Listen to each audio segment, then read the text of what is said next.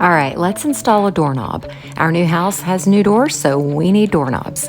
I grabbed this one from Lowe's. I just took it right out of the box, laid all the parts out, made sure everything was there. You've got the exterior part of the knob, the interior part, the latch assembly, the strike plate, your screws, and I also have this bent little screwdriver. I promise this will make installation so much easier. You'll start by inserting the latch assembly with the little faceplate.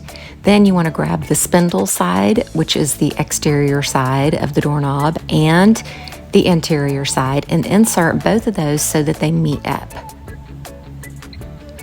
Once you get it in place, I like to test the lock just to make sure it's going to work.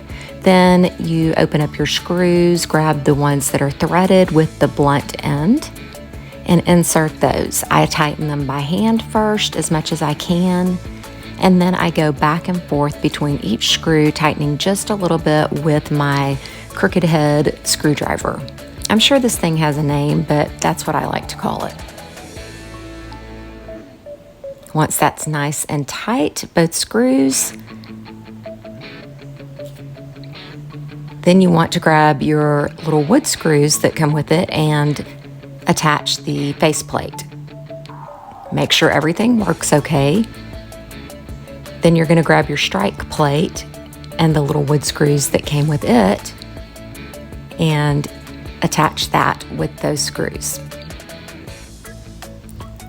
And there you have it, a super easy DIY doorknob installation.